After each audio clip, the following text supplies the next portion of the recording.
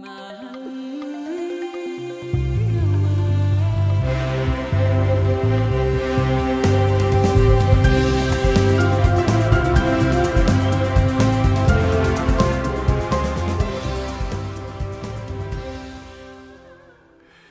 conference, sisters, benefactors, mission partners, alumni, and former students, friends, and relatives.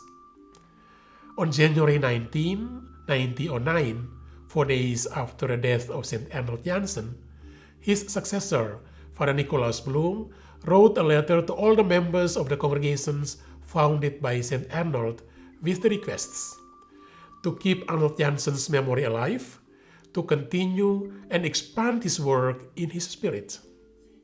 His life force, his spirit, is well formulated in the prayer he passed on to us as his legacy. May the Holy Triune God live in our hearts and in the hearts of all people. Vivat Deus unus et trinus in cordibus nostris et in cordibus hominum. The Triune God is a God of communion, unity in diversity, mutual giving and receiving. May the Triune God live, shape, and transform us along with the people we serve and who collaborate with us. The purpose is that we may be transformed to be people of communion, able and willing to open our hearts to accept, respect, and promote others. That we may become people who are not only concerned about our own well-being, but live in solidarity with others, realizing that we are all in the same boat, journeying together in this world and history.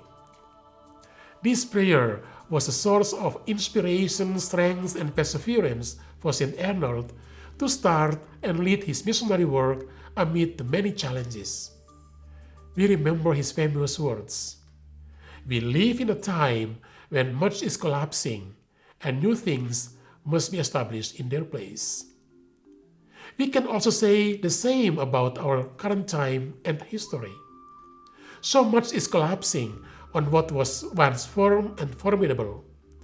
The COVID-19 pandemic only reveals the crisis that has been existing in the world for decades. It demonstrates the brokenness and fragility of the economic, political, and healthcare systems. It also reveals, uncovers the ecological crisis. Amid these challenges, we are asked and empowered to be signs of hope. In the memory of St. Arnold Janssen and keeping his spirit, I want to point at one very urgent and vital issue: ecology. Of course, Arnold Janssen is not a figure with such a radical approach to nature as Saint Francis of Assisi. And yet, he enjoys being in nature, and in it he discovers the presence of God. 6 months before his death, he was in St. Rupert, Austria, where he wrote, "Here, surrounded by the beauty of the nature, I am moved to write some verses in honor of the three divine persons." The 18th SVD General Chapter states clearly, "Creation is a sign of God's love for us. Therefore, care for the environment is not only part of our mission, it is also part of our heritage." St. Arnold Janssen believed that nature is a temple of God into which God placed us, so that it would proclaim to us God's existence. As transforming missionary disciples, stewardship of creation is our responsibility in expressing God's love. This can be manifested in diverse ways: care for creation, sustainable development, eco-justice, and so forth. On October 4, 2021, we launched the Society's Laudato Si Action Platform.